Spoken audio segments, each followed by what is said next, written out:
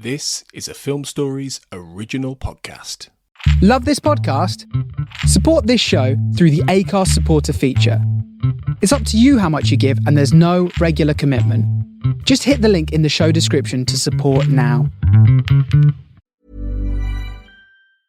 This episode is brought to you by Progressive Insurance. You chose to hit play on this podcast today. Smart choice. Make another smart choice with Auto Quote Explorer to compare rates from multiple car insurance companies all at once. Try it at progressive.com. Progressive Casualty Insurance Company and Affiliates. Not available in all states or situations. Prices vary based on how you buy. My dad works in B2B marketing. He came by my school for career day and said he was a big ROAS man. Then he told everyone how much he loved calculating his return on ad spend. My friends still laugh at me to this day. Not everyone gets B2B, but with LinkedIn, you'll be able to reach people who do. Get a $100 credit on your next ad campaign. Go to linkedin.com/results to claim your credit. That's linkedin.com/results. Terms and conditions apply. LinkedIn, the place to be, to be. Cue the fireplace and your favorite fall movie. There's nothing better than a cozy evening at home with a glass of First Leaf wine. First Leaf is a personalized wine club that delivers right to your door. Sounds magical, right? They get to know your favorite tasting notes, which varietals you enjoy, and whether you prefer sweet or dry wines. So in every shipment, you get bottles tailored to your unique palate. Go to tryfirstleaf.com/fall to get your first 6 wines for just $44.95 with free shipping.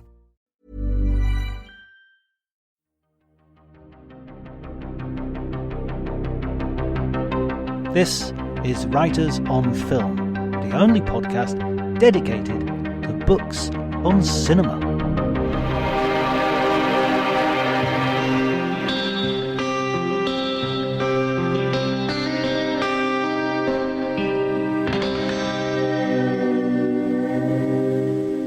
Hello everybody and welcome to the Writers on Film podcast. My name's John Bleasdale. I'm a film critic and writer, and today I'm going to be talking to Glenn Frankel.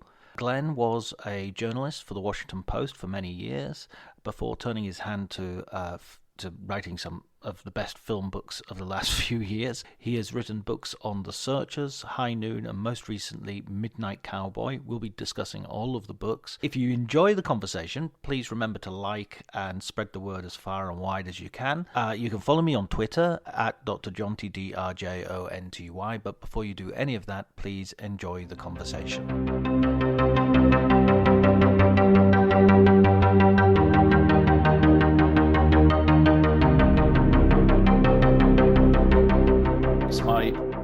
My prevailing fear that I shall one of these days do an interview and then have nothing to show for it. I know the feeling, John. It's even happened once or twice to me, not with Zoom, but in other parts of my life. So yes, make sure you're good. You started off as a journalist kind of in another part of the world. Is that right?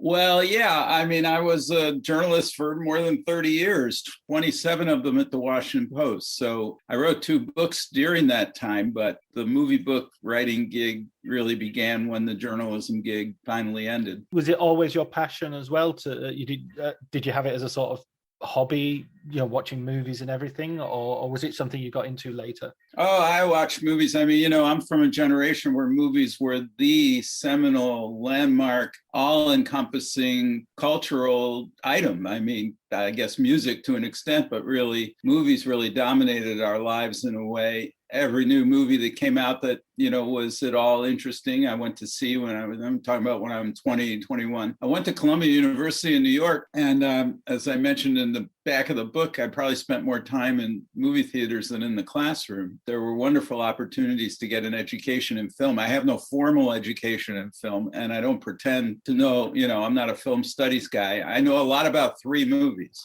Well, those are 3 very good movies, though, very big movies. Yeah, and and there's some collateral things I had to learn along the way, a lot of things, but essentially I'm just a journalist. And so what I don't know, I just try to find the people who do know something and talk to them about it and do the best I can. But, I felt very lucky to have stumbled into this little subgenre. It's not just movies, and we can talk about this, of course. It's what movies reflect about the times they're made. They're great I think, great way of looking at the past and sort of summoning it all up. So I'm well equipped in some ways and incredibly ignorant in others. Well, I've approached your work a little bit back to front. I started by reading your Midnight Cowboy book, which was amazing, and then I immediately thought, well, I've got to get the others, and then so I read the Searchers book and I read the High Noon book. Now, is that in the opposite order, or is it just mixed up, or?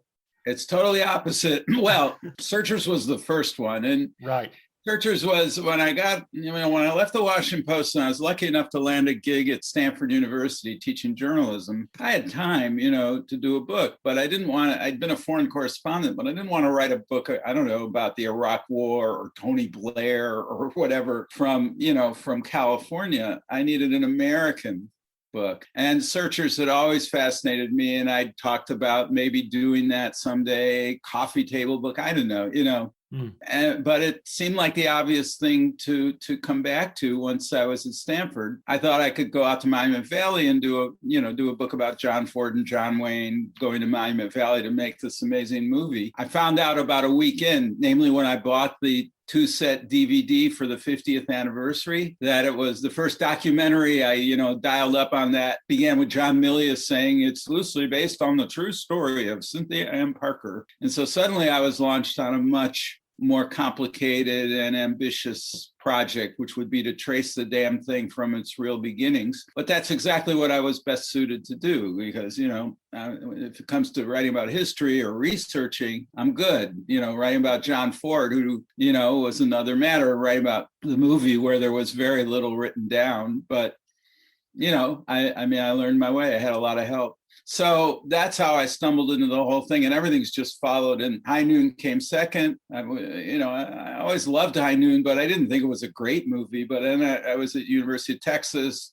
We did a little film series. I talked about Searchers. Somebody from radio, TV, film, who knows a lot about movies, did High Noon. And not only the Blacklist connection, but really, made the case for High Noon as a great movie. So I fell into my lap. And then Midnight Cowboy, as we might discuss, took much longer to come across, but boy, I'm very happy I did. I think in many ways it's the best of the three and the one that was most engaging for me. These books are wonderful for me because I get to learn stuff I don't know anything about.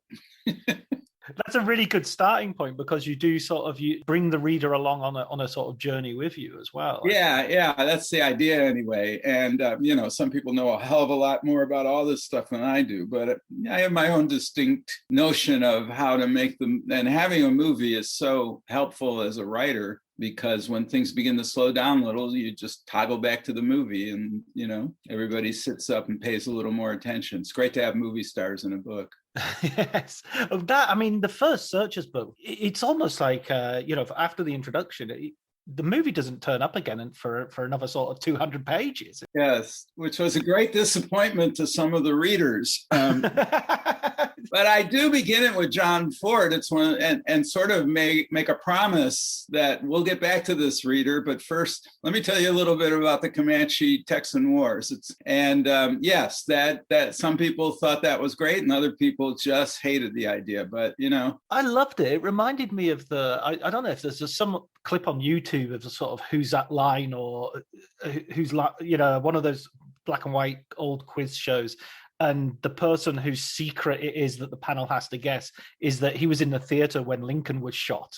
He was like, and just that sort of like, what? How can that person be on television if he was in the theater when Lincoln got? But that connectivity is exactly what the Searchers book does. It has that, frontier situation, and it draws a line which goes right up to the making of the film and then the reception thereafter, and right up to the present day, in fact. Yeah, it was, the beauty of it was, I didn't know exactly what the theme of it was. For a while, I thought, I'm writing about storytellers, so everybody's a storyteller. Well, as things went along, it became clear to me what should have been obvious from first. It begins with a story that becomes a legend. It becomes a sort of frontier myth, that fits various snuggles very well in the American myth. And each iteration, including Searchers, and in the end, including my own damn book, is another iteration of the myth, and, examined, pulled apart, held up through the microscope of our own time and values and needs. And every generation reinvented that little girl's story to fit whoever was telling it. And so, I just, as I often do, I just kind of blundered into the theme, and it took a lot of work, but I was at Stanford and I had the time, and, it's incredible when I look back how many years it took to nail the thing down and how overly ambitious it was, but that's okay. I love doing it. And I think it's an unusual book, and that people don't write books like that about movies very much. So there you go. In a way, it'd be interesting to see someone take that as a template and do it with a couple of other movies, because I'm sure there are films which would be well suited to that approach. Yeah, absolutely. Though it's a tough approach because you've got to be really interested in that. The folks who write movie books generally are interested in movies. Yeah. And they didn't. And a lot of them skip their, history courses in high school or college. Me, I didn't take any movie courses except one with the great Andrew Sarris rather late in the game, but I took all the history courses and I majored in history. So this is my own little, a lot of people could do this and do this well, but this happens to fit my own background and sensibility and, what I know and what I don't know. It works okay. It works for me. How do you feel about, because I've had a very, I think probably a lot of people my generation would share this as well, a ambivalent relationship with John Wayne in the, I remember seeing him on TV and loving him and True Grit and all that sort of stuff. And then later in life, finding out about his politics and becoming a little bit more, ambivalent, if not hostile.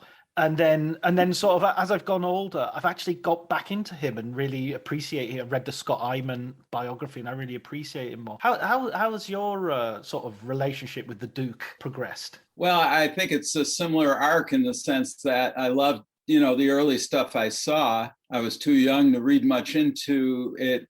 Some of the movies like Searchers are very deep and complicated. Others are not at all. I think for all of us of a certain age, Wayne became this right-wing archetypal figure, very one-dimensional, John Birch Society supporter. And his films, after people like John Ford and Howard Hawks fade away, because Wayne's younger than them and his career continues, he takes over really making his own films, and they become very one-dimensional and becomes a bit of a parody of himself. The toupee, the weight he gains over the years, he's not working with great people, with great directors anymore. He's directing himself, basically. So, and it's only later when I went back and saw some of the early Wayne, and I did take a course in John Wayne at Stanford. I sat in on a graduate film course, and that you see the younger Wayne and how lithe and how alive his performances are, and you learn more about his story. That doesn't change my, the toxicity of his politics and his racial,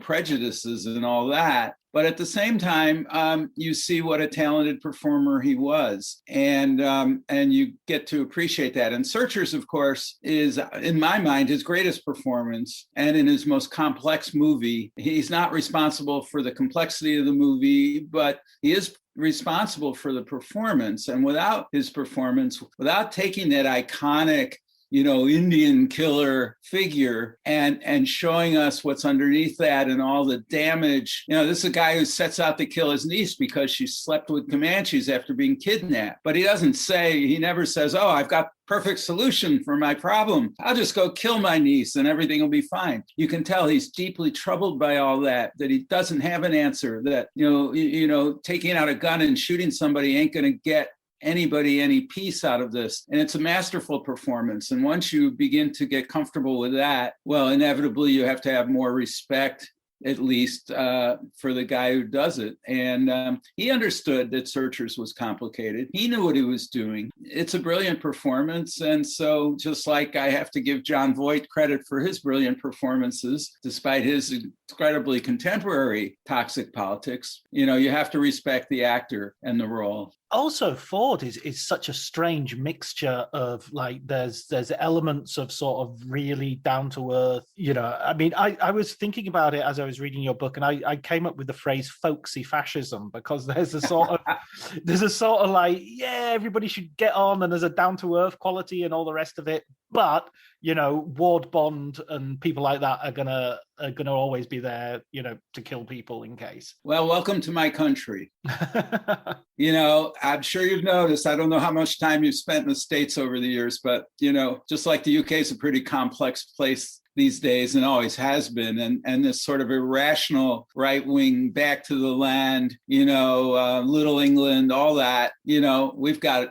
our own version of all that and more. I remember I spent 6 years as the Washington Post bureau chief in the UK on 2 separate occasions, and I remember, especially with Chris Patton, one of your more enlightened conservatives, it was Chris just making fun of the evangelical movement, things that people couldn't understand in the UK. And yet, of course, every country, including the Netherlands, including all these so-called enlightened places, have their versions of this. But in the United States, it's more out there. And there's no question John Ford was an enormously complex, difficult person. Even his sexuality is complex and difficult to sort through. That's the country we live in. It's one of those, what did Freud say? The sort of return of the repressed, that he has this sort of like clenched masculinity, which doesn't admit its sort of homoeroticism, and yet there it is for all to see. I wish it were more repressed, but that's okay. And then, of course, you have like when it comes to so I'll take them in the order of publication then, rather than the order I read them in. But then you have that sort of right-wing politics bleeding into the sort of appreciation of the film these days as well. And I think, in terms of I've heard a podcast recently that really kind of dismissed The Searchers out of hand as this is just sort of white supremacy bullshit, and we're not taking that. I'm not comfortable with that dismissal. I think there's so much more, as you say. I think it's complicated, and it needs to be seen. No, I agree with you. I mean, look, it's a racist movie, and I would never defend it as not being a racist movie, for heaven's sakes. And I'm not defending John Ford's paternalistic at best treatment of Native Americans. And in this movie, it's not very paternalistic. It's much more straight ahead. But it's a racist movie about racism. And it's a white male fantasy too, except for the fact that it's hard not to notice that it's the women and it's their active agent, Martin, who happens to be a man, but also happens to be to have Cherokee blood. 1/8, I believe, only is what they give him. But nonetheless, in the book, incidentally, the Martin character is strictly white, has no Native American blood. But here we have, ultimately, I read it as the triumph of the women and Martin and family over violence. The violent men are either dead at the end of the movie or they are excluded from the community, from the home. Now, I don't want to defend anything here. I think in all of its complexity and, psychosis and ambiguity, Searchers reflects very well the time it was made in and the time we exist in now. And it's jagged edges and it's, bloody background and it's, all of that is important to capture and to chew over. And every generation will have to make its own decisions about Searchers. And I just would urge people to watch it and watch it more than once, because I don't think there's a better or more complicated movie about America, about our frontier origins, about our ongoing racial dilemmas, about our gender politics, you name it. It's all sitting in there, and like it or not, it's served up right in front of us. Whenever I think of the film, I think of 2 shots. Of course, the famous one of John Wayne sort of walking away and the door closing as he leaves, and the one where he is in the with the rescued women who, they're no longer white sort of statement, and the camera pushing in on him looking back to them. I think those seem to be images that just burn through the film with this sort of this ambivalence, this the look on his face is not one of it's one of defeat, of utter well, I don't know, what do you think? Yes, I think defeat is a good word. We've now moved to some territory that has no map for him. Up to now, he knew what he was doing. He knew how he was setting forth. He was coming around quick to the idea that he'd just, take care of Debbie when the time came, namely killed her. But he's so unsettled. He's so unmoored. And yet, and as the movie goes on, he becomes more unmoored, more unsettled by this, whereas Martin becomes more certain of what the mission really has to be, and that's rescuing his damn sister and getting her home again. So this kind of tension, and he comes to respect Martin. This is another part of the complexity. He thinks Martin's a callow kid at first, and he makes fun of him constantly and derides him in racist terms. By the end of the movie, he's acceding to Martin and letting him call the shots in many ways because he doesn't know what to do. And so it's these complexities that really make for such a rich, that help make Searchers a very rich, complicated movie. I should add, John Ford, as he got older, became more complicated, and he still serves up in Searchers all of the iconic Western, tropes, the savage, Native Americans, the man who knows Indians, the Indian killer who protects us with a gun, but who knows Indian lore, and all those things that come from James Fenimore Cooper and earlier manifestations. They're all in there, and yet therefore Ford is also undermining all of these iconic figures and tropes. He's also suggesting that things are a lot more complicated and unhappy and sad and fragile than one might expect. And so, I don't expect everybody to get it or even to try to get it. If someone critiques the movie as a racist thing that doesn't need to be watched anymore, well, that's their privilege. Movies are very personal. They're very intimate in a way. Our connection to them depends a lot on who we are and when we watch the movie. When I watch a movie like Searchers when I'm 12 years old, it's very different than I'm watching it in my 70s. So that's fine. I mean, but we miss a very rich experience, I think, if we just put that movie, lock that movie in a closet and forget about it. It's too powerful and it's too painful to be left in a closet. I think as well, when we have an understanding of history, we see a value in historical things which involve their difference from our contemporary reality as well. But these things don't fit comfortably within the framework of how we're comfortable with talking about things because they happened half a century ago or more. They're not supposed to fit comfortably. History never fits comfortably. And if we think we can put everything in a neat little box, and it's racist, not racist, all of that. I mean, we've been going through this again, and history constantly recycles itself. And in this country where our vision of who we are, of what it means to be an American, things we thought were settled, at least after the American Civil War, turns out they're never settled, that they need to be revisited and argued about. And sometimes guns go off for each generation. And my God, that's what we're seeing now in the United States, especially, is another reckoning with who we are and who gets to be an American and who doesn't, who's allowed here and who isn't allowed here, what it means to be an American. These questions, it turns out, are never settled. And smug people like me who thought, after Britain voted, I remember the referendum that, passed Brexit. It was the summer of 2016, and I was in London researching the High Noon book, and I said to friends, well, nice going. You've been criticizing America all these years, and now, your idiot country is about to slit its own throat economically for no reason at all. I said, and at least, whatever's going on with you guys, at least we won't elect an idiot like Donald Trump president. And of course, 3 months later, that's exactly what we did. So don't listen to me. I don't know anything. I had the twofer. I was convinced Brexit wouldn't happen. I was convinced Donald Trump wouldn't be elected, and I was strident in my political prognosis and how wrong I was. Yeah, well, my wife likes to remind me of things like that, so I've stopped making predictions. But I'm happy to talk about the past. Retrospectively, I have a better idea. I mean, and going into the second book then.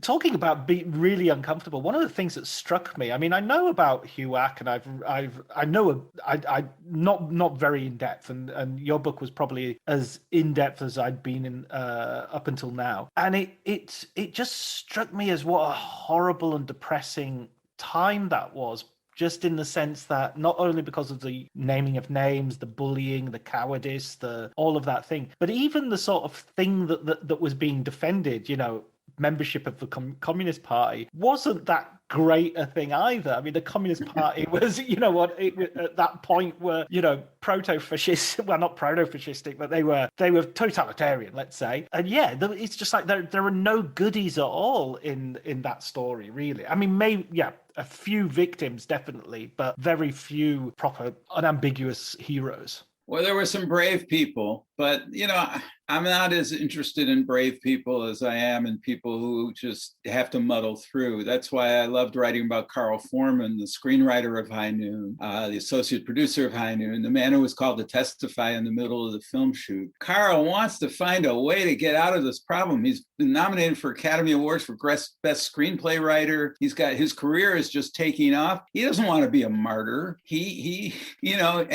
squirms and tries to find a legalistic way to avoid betraying his friendship and his deepest principles, and yet at the same time cooperate with these clowns and get this off his plate and get on to his golden career. But he can't do it. In that sense, he's like the Marshal in High Noon, and of course he ends up identifying with him. Gary Cooper, the Gary Cooper character, doesn't want to face 4 young gunmen alone on the street. He tries every way to get out of it. He tries to get all his pals to help him, but of course they walk away from him. He's on his own. He'd much rather ride off with Grace Kelly somewhere, his new bride, but he can't do it. And it's this sort of reluctant courage under fire, this the last straw, the last thing, and you can't get out of it. That's in some ways, to me, a very American thing. And it's one of the reasons why High Noon is still worth watching. And there are people like that. There are people who tried during the Blacklist era. The thing that struck me was so obvious. All these institutions that are designed to protect us in these moments failed. Every one of them. The Democratic Party was useless. The White House, where both President Truman and later President Eisenhower didn't like the committee, didn't like what it was doing. They were useless for the longest time. The courts didn't defend anyone. Even the institutions like the Jewish community, the very liberal Jewish community in Hollywood and the ACLU, they just, they rolled over for the most part. Nothing was there to protect us. And in that sense, it's an interesting parallel between them and now, because we face, this time institutions held up a little better in the Trump era. The Democratic Party, for example, hung in there. The media did a much better job this time around. But nonetheless, he got elected president, and it was a very close call as to us plunging into a terrible era. And we're not out of the woods yet. Oh, no. So I had no idea when I started on that book that I'd be writing about something with so much contemporary resonance. And I'm very sorry that it has so much. But we go through these cycles of, backlash. Here it comes after World War II and after the New Deal, the most progressive moments in American history, I would argue. And then, boom, we get dragged back into the morass. Absolutely. I love the bit in the movie which connects so much to this and this idea of sort of heroism as a sort of compromised, dirty thing is him riding out with Grace Kelly in their little buggy, and they go out and he gets halfway and he actually has this line which I thought was amazing, where he says, "What am I doing out here? I don't even have a gun." Yeah. And it's just like, so him going back is yeah, I can't run away, but it's also, this is suicide. If these guys are going to follow me, they're going to gun me down. And so there's this, even at that point, the decision is a mixture of him, a man's got to do what a man's got to do, and I haven't got a gun. I should go back and get a gun. Yeah, that's a very good point. He's a very clear thinker. He doesn't like the results of what he's finding out. And you can look at the whole film as his journey, of course, around town, looking to find a different meaning. But the meaning becomes clear to him, especially in that church scene in the middle, that public scene where, having been abandoned by the state, he's now abandoned by God and God's supposed followers. He sees it. And yeah, he sees they'll be mowed down if they're out there in open territory with no gun. He's got to have a gun. He still thinks he can get the folks to back him up. He's in for a big surprise. And in the end, though, he has to walk out and face those 4 guys. He could have taken his guns, grabbed the girl, and hightailed it out and maybe gotten away, maybe not. Who knows? It's a Western, he could shoot them all from distance somewhere. But he can't do it. He can't do it. He can't explain it. He's so, you have to listen to the song. It's too bad the bride couldn't hear the song, because that explains very well. She keeps just asking, why are you doing this? And he can't tell her. He can't explain it. The song explains it. But it's just a very rich, and it's so beautifully put together, the screenplay, using the clock, using all that. It's wound, it's a clock itself. It's a beautifully timed mechanism. It's very artful, and for all kinds of reasons. But the heart of it still is this guy who, you're right, he's being pragmatic, but he's coming to the obvious conclusions. But in the end, he still walks out there on the street, and she saves him. She saves, and that's beautiful too. That's the most romantic, one of the most romantic things I've ever seen in a movie, her shooting that guy. And she has to sort of twist her principles as well in order to do that, because of course she's a Quaker, so she's a pacifist. And so, they have to sort of meet in the middle somehow. Exactly. She has to betray her deepest beliefs, and they're based on what she had seen in her life earlier, the gunning down of her father and her brother. So, I mean, these are two people who have only themselves to rely upon in the end. And they come through for each other. That's the sort of romantic part of this movie. In real life, the four guys would have gunned him down and kicked his body into the dirt and rode off with her to God knows what would happen after that. But this being a movie, it ends in this other way. But still, Carl, this movie packs a real punch because... Explaining football to the friend who's just there for the nachos? Hard. Tailgating from home like a pro with snacks and drinks everyone will love? An easy win. And with Instacart helping deliver the snack time MVPs to your door, you're ready for the game in as fast as 30 minutes. So you never miss a play or lose your seat on the couch or have to go head to head for the last chicken wing. Shop game day faves on Instacart and enjoy $0 delivery fees on your first 3 grocery orders. Offer valid for a limited time. Other fees and terms apply. This episode is brought to you by Progressive Insurance. Fiscally responsible, financial geniuses, monetary magicians. These are things people say about drivers who switch their car insurance to Progressive and save hundreds. Visit Progressive.com to see if you could save. Progressive Casualty Insurance Company and Affiliates. Potential savings will vary. Not available in all states or situations. He leaves this corrupt community. And, John Wayne wasn't totally wrong. He hated this movie. He thought it was a commie movie. It's not a commie movie, but it has a very, very dark view of bourgeois society. And it's cowardice when faced with a real challenge. It's so funny as well that John Wayne, accepting the Oscar for Gary Cooper, made that sort of mealy-mouthed speech about, oh, why don't I get parts like this? And it's like behind the scenes, he's trying to get them to burn the negative. Right. Well, John Wayne was a great believer in hierarchy, though, and Gary Cooper was his elder and someone he had admired and still admired. And so he, like your liege, he stooped down, and went and did his job. There's more than a little hypocrisy in Hollywood, John. I know this will shock you to hear that. I'm sitting down. I'm glad I'm sitting down when you say that. I mean, Cooper's such an amazing, because I've watched him in the 30s, and he does the sort of champagne movies and the Lubitsch comedies, and he goes all the way Sergeant York and all the way through to the westerns. And he seems much more. You have this part in the book where you talk about Cooper.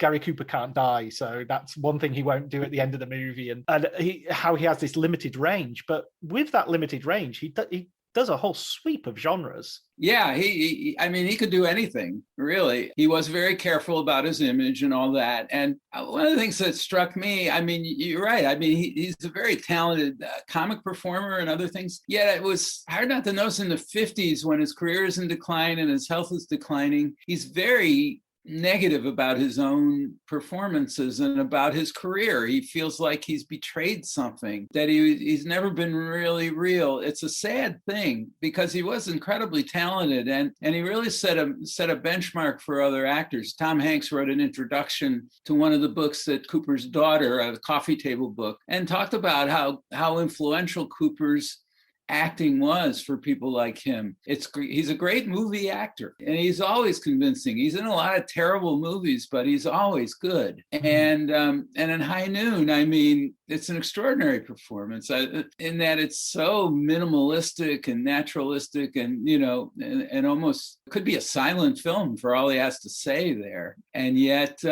it's very convincing and very powerful. It is a tribute to him and to the magic that movies can pull, the magic wand that movies can wave over a story. I've become, I think since the lockdown, I've really sort of gone through a whole bunch of his films and just discovered totally different angles, probably from knowing him from High Noon and then back. But you said right at the beginning that you sort of, you didn't, High Noon wasn't a film that you particularly liked when, and then you sort of did a course and look, or you saw it again and sort of saw it in a new lens. Did you? Is there, through the writing of the books, is there a new way that you look at the movies? Then was there something particular that sort of struck you? Well, the thing about, when you watch a movie, when you first see a movie, of course, you've seen it, but then, a good movie deserves to be watched again. And the process of doing a book sort of requires you to watch a movie many, many times. Sure. I remember seeing Searchers with Joe McBride, one of the great biographers of John Ford, and Joe very generously with his time, walked me through the movie. And I saw things I'd never seen before and ways of thinking about things.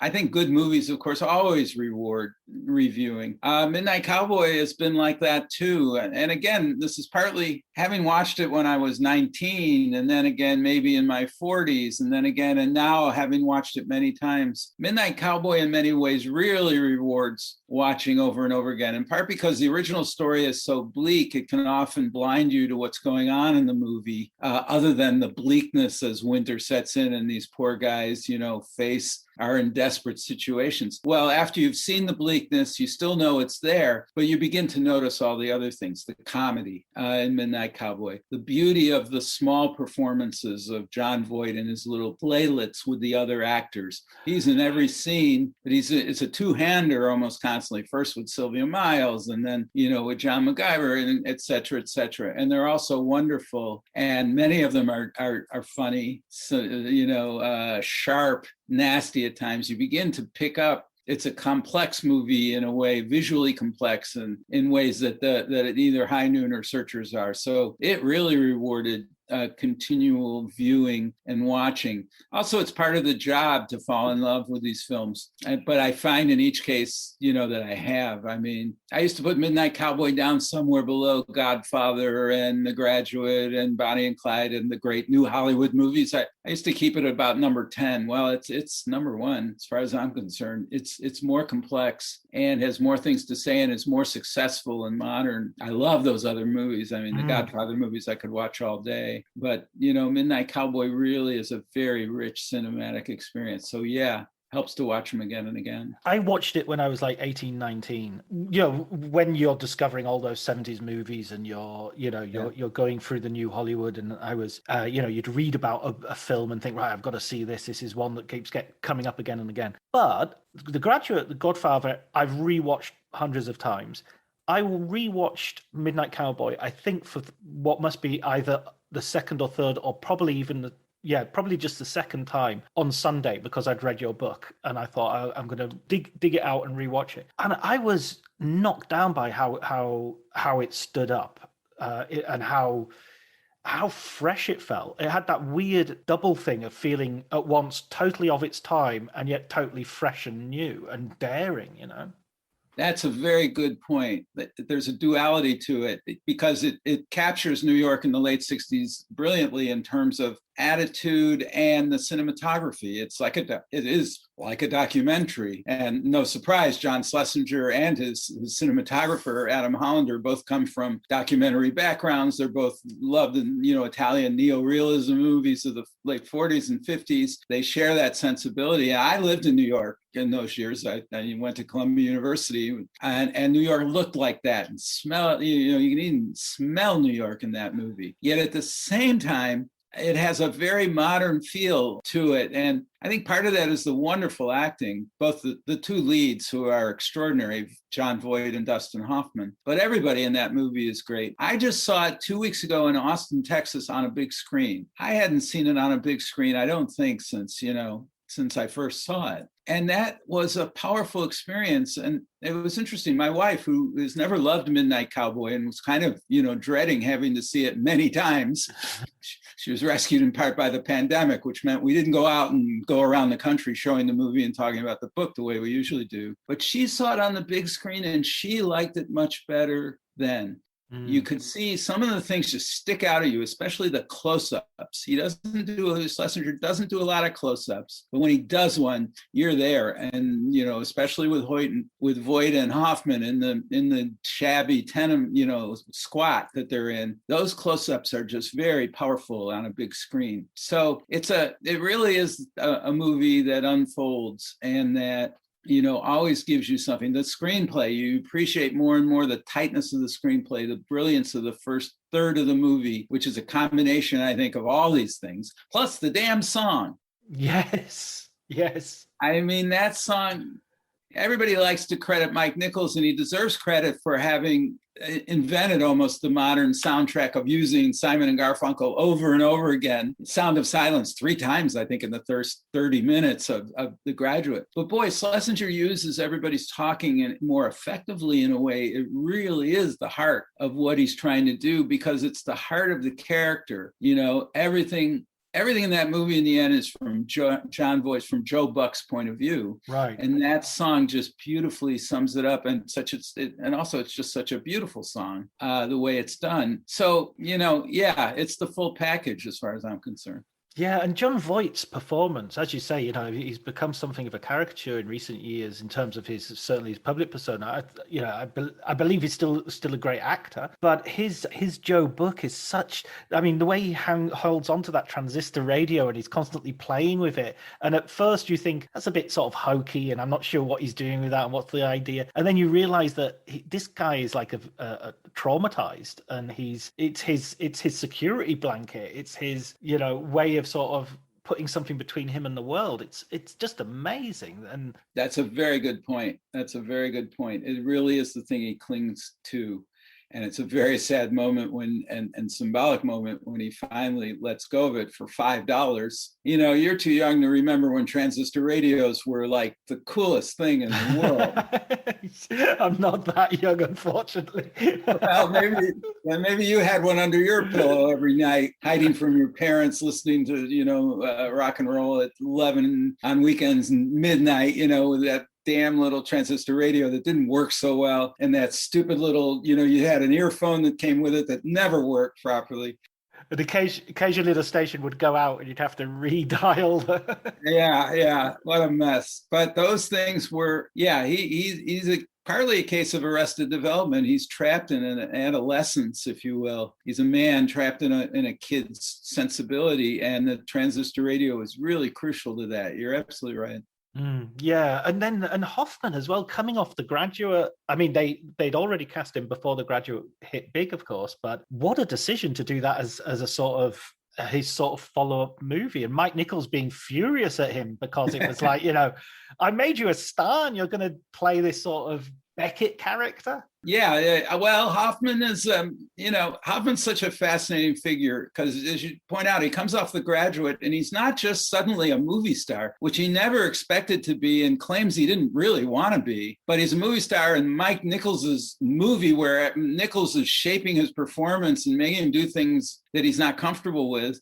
And then he's also a counterculture icon immediately, because The Graduate in the end is a generation gap movie. And we all watched it and said, yeah, we hate our parents too, because we did. That came with the territory.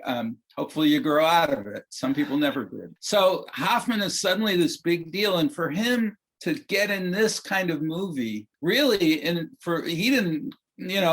affirmed for us that Hoffman was very special, that he wasn't, just the average guy looking for a break, that he had a meaning to his life, and the meaning of his life was to be a great actor, and that not a great movie star. Now, was he conflicted about that? Yes, of course, because he wanted the money and he wanted the success, but at the same time he wanted to be true to his identity, to his values. And so you watch Hoffman wrestle with this, and he makes this movie. And I think one of the reasons this movie did so well, yes, he's great in it, and it's one of the reasons it's a great movie, but one of the reasons the movie made a lot of money was because Hoffman was in it. I mean, I went to see the movie in part because there was Dustin Hoffman, and this looked really interesting. And it affirmed our belief in Dustin Hoffman, and it made him an even bigger movie star. Yeah, he wasn't just going to go and do a sort of Graduate version 2, not necessarily a sequel, but just that character in some other situation. I don't know if he was kidding me or not, but he said they offered him The Graduate Goes Out West at one point, that kind of thing. I mean, I think he was making that up a little, but everybody wanted to do the same damn movie again. Of course, there's no way you can make another version of The Graduate. It's sui generis, to say the least. Hoffman had a great career in part because he was willing to do the things that he believed in and not anything else. Yeah, I mean, well, one after the other. You could argue that The Graduate is, as you say, sui generis, and then Midnight Cowboy. It's not like there's another Midnight Cowboy that comes along in a few years. Or, I mean, it's kind of it's hard to even think of today there being similar, films about sort of male friendship, which is so complex and so complicated in terms of homophobia, homoeroticism, and the life of a male prostitute. Yeah, no, it is very much its own movie. It's very much John Schlesinger's movie, his take on it. One of the things that's so extraordinary about the story, of course, is we sympathize with Joe Buck. We want him, we laugh at him, but we ache for him also. And then he goes out and he almost kills, or maybe does kill, his pathetic male customer near the end of the movie. And that was in the book. And Schlesinger insisted on keeping it in the screenplay. Waldo Salt agreed with him. I mean, it was a tough call, but it's one of the things that I think is part of what makes it a great movie is that it's it doesn't compromise. Schlesinger wanted to make a movie that people would go see and enjoy and spend money on and all that, but he also wanted to make the damn movie that he wanted to make and be true to his vision of what it had to be. And you see it there, and Voight does it. I mean, it's still Joe Buck. We still sympathize with him, but there he is beating up this poor schnook. So nothing's easy for you in Midnight Cowboy. Nothing's handed to you and said, "Oh, feel good about this." Yeah, and I mean, what you said earlier about the Waldo Salt screenplay as well, because right at the very beginning, Dustin Hoffman refers to him as Killer, and then you have that scene at the end, and there's another little moment in the screenplay that I love, which is John Voight gets Rizzo's name correct. And at that point, you just know, oh God, he's dead, isn't he? He's dead. There's no way he got that. That's like that's the Chekhovian moment of like, here comes tragedy, Yeah, fair enough. You mentioned earlier that the first hour of the movie is the series of sort of playlets that John Voight does with these different situations and what have you. When you get to the sort of you wouldn't even call it a cold water flat. It's almost like the film sort of becomes like a Beckett play or something. A really sort of down market Pinter. It's. Well, yes. I mean, that's, having been out in big New York with all these predators, now we've worked our way into sort of subterranean New York with, one predator, it turns out not to be such a predator. So they're on their own now, but they're still up against the elements because it's a squat. Right. It's the water, surprisingly, there is running water. I'm not sure how that worked. There was no electricity and things get desperate. And it's like, once you get to the bottom, there's still more bottom to go. And they finally, they have to get out. They can't stay there. For one thing, the demolition guys are catching up to them slowly and going to knock this place down. But for another, it's getting colder and nastier. So you're right. It's very, subterranean, and then it gets more subterranean. And they're desperate men. There's so much serendipity making these movies, especially, retrospectively, you look back and you think, oh, well, it couldn't be any other way. But, one of the things that struck me in the book as well was the idea that for the party scene, Andy Warhol was supposed to be going. And there was and I think that would have, I don't think that would have worked. I'm not saying I'm glad Andy Warhol got shot and wasn't able to go, because that would be too much of a sacrifice to the movie gods. But it would have. I think there would have been an element of imbalance to them sort of meeting someone so recognizable or having him on the screen. Yeah, that's a good question. I mean, I in the end, Warhol wasn't willing to do it because he couldn't control it. And I think one of the things he might have recognized is that he would have been cut to like 5 seconds. They would have just shown his face just to ground us a little more. I keep coming and going about the party scene. On some level, I don't think it really works very well, but it does open up the movie in terms of what New York was like in that era, and that you could be in a situation with these crazy lunatic, superstars and homeless people being at the same party. New York, the cultural scene was kind of wide open and weird and dangerous and all that. It moves the plot along in a number of different ways. So, I'm coming around to it, but boy, it took them 5 or 6 days to film it, and they use about 7 minutes altogether. And a lot of people, it's just hard to say whether it really works or not, but it had to be there. I mean, they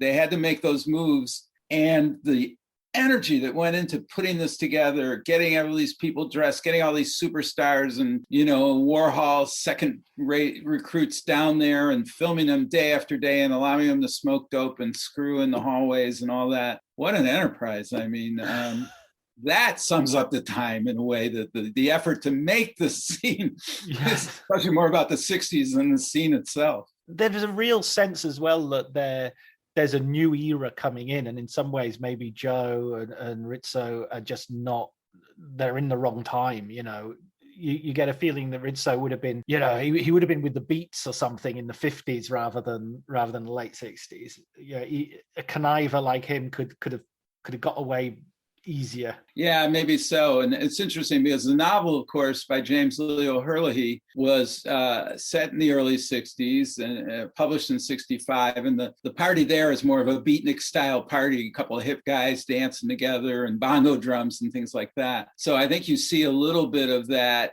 disconnect between that era and the late 60s, when suddenly all the borders are gone and everybody's going crazy in a whole new, both exciting and scary way. I love the way as well in all of the books there's this sort of afterlife to the movie and to the there's a because each of these movies has such important sort of endings. They're so you have the searchers with the closing door, and Natalie Wood, what happens to her? And then when you read about the legend and you find out what actually happened to the woman, it kind of puts on another layer of tragedy to the end of the movie.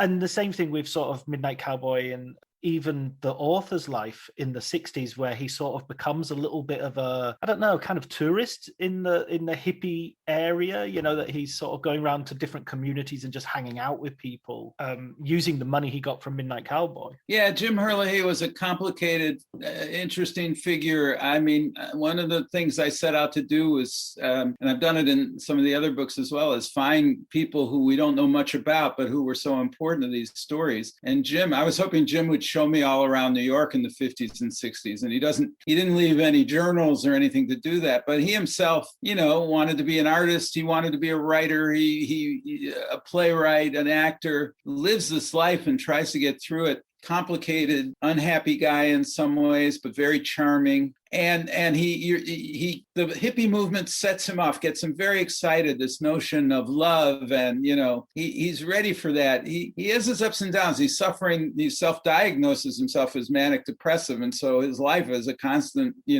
roller coaster. And the hippies really appealed to him on some naive level, but also his deepest need for some kind of fulfillment in life. And writing gets to be so hard for him that no longer provides it for him. For a while, the hippie movement does. But Jim always has to leave. he can't stay anywhere. He gets to New York. He's very excited by it. Eventually, he can't handle it anymore. He moves to Key West, loves it for a while. Then it becomes too much. Ends up in Hollywood, where he's a little older and a little quieter. And that's where he lives his life until he died. He contracts AIDS in the early 90s and commits suicide in 93. It's something he'd always been rehearsing in a funny way in his life, his exit from it, and he finally takes it. I thought he was a very sad figure, very complicated person. I can't pretend I really got to the heart of him, but I loved tracking him down, and I love the many places he went. And this story, which really is the only thing we'll ever, if we remember James Leo Herlihy, it'll be for Midnight Cowboy. And it's a very good book, and it really does capture in its complexity, especially of these characters, a humanity that it was at the heart of Herlihy's life. Yeah, I think all the books have this almost as a theme of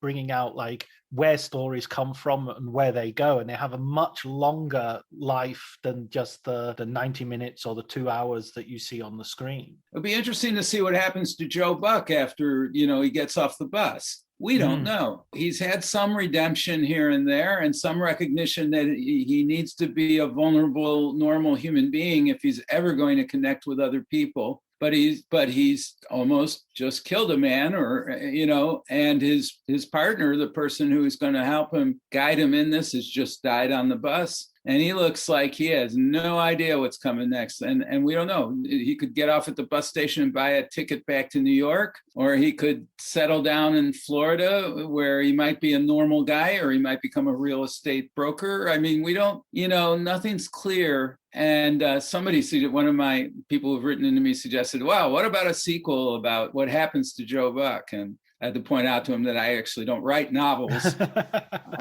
But also, I don't know what that novel would, what we would do with Joe. So it's a very ambiguous and I think very appropriate end to that. Yeah, I mean, I suppose there's a hint in him sort of throwing his clothes and his cowboy boots away that some sort of transformation has taken place. But yeah, it's totally open what that transformation will be into. And whether he can survive the transition to reality, if you will. He's basically saying, okay, the masquerade's over. I'm not a cowboy. I know that. I'm not a hustler. I know that. But what are you, Joe? What are you? You're going to date that nice young girl who served you coffee? Are you going to settle down and, get a job and, form a bowling league? I mean, who are you? And how are you going to survive all the things you've been through? We don't know.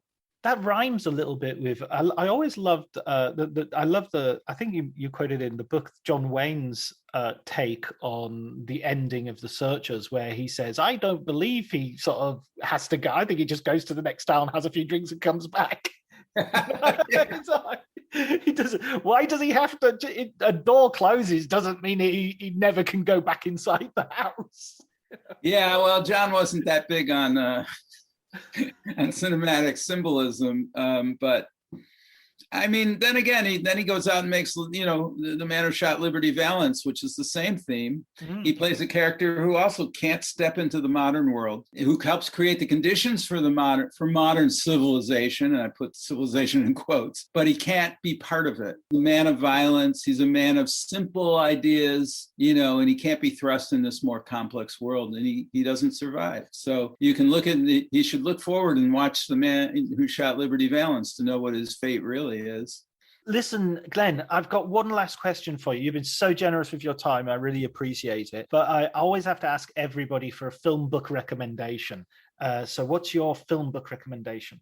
That's a tough one for me because I've really been immersed in so many and I love so many of them. But my personal favorite has to be, I would say, Pictures in a Revolution, at a Revolution, The Movies and the Birth of the New Hollywood by Mark Harris. It's about 1967, and Mark takes the 5 Academy Award nominees for Best Picture that year, which range all the way from Dr. Dolittle on the old-fashioned studio, lumbering mammoth, all the way to The Graduate and Bonnie and Clyde. And he dissects each one of them, uses the making of the movie. I do one movie, Mark did 5. He writes beautifully. He gets the context. He's just so knowledgeable. He's my model. He's like 15 years younger than me, and but he's been doing this all his life. He worked at Entertainment Weekly. It's a beautifully done book, and it tells you so much about that pivotal era, when the studio system is undergoing massive change, and that sort of brief golden moment when American movies,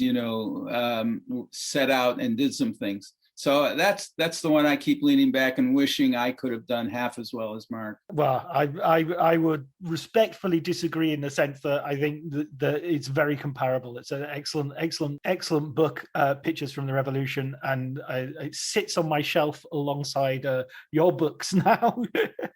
And we had Mark on the podcast a couple of months ago, and he was talking about Mike Nichols, but we also talked about Pictures from the Revolution. So that's a brilliant recommended book. Thank you so much, Glenn, for your time, and thank you so much for talking to me. And congratulations on these wonderful books. It's so great to have a really fresh way of looking at films. I love my history, so it's good to see them in their context. Well, John, this was fun. I mean, you know a lot more about movies than I do, and it was really fun to go over these again, the three of them. I mean, that's a rare treat for me too.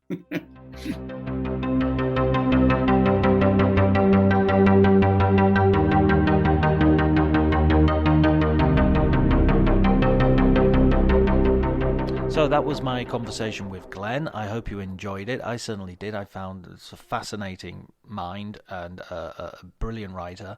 His recommended book was Mark Harris's Pictures from the Revolution, also called Scenes from the Revolution, the UK edition. If you haven't read it already, I add my voice to Glenn's unnecessarily. You can also listen to Mark talk about that in an earlier podcast, in an earlier episode on Writers on Film. Just go to the webpage and download. All that remains for me to do is to thank Elliot Atkins for the music, Ali Howard, who helps out with the art, and until the next conversation, please take care.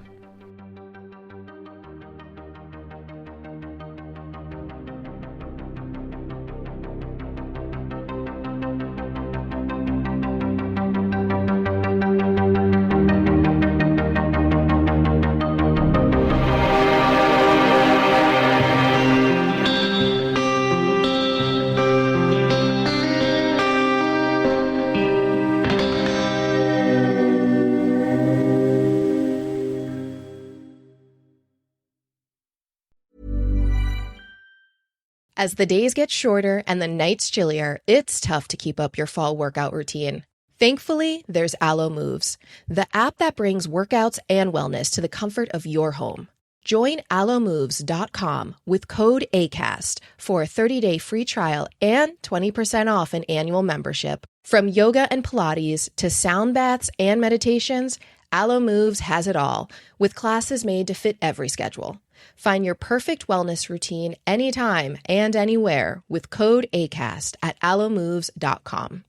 1-800-Flowers.com knows that a gift is never just a gift. A gift is an expression of everything you feel and helps build more meaningful relationships. 1-800-Flowers takes the pressure off by helping you navigate life's important moments by making it simple to find the perfect gift. From flowers and cookies to cake and chocolate, 1-800-Flowers helps guide you in finding the right gift to say how you feel. To learn more, visit 1-800-Flowers.com/ACAST. That's 1-800-Flowers.com/ACAST. My dad works in B2B marketing. He came by my school for career day and said he was a big ROAS man. Then he told everyone how much he loved calculating his return on ad spend.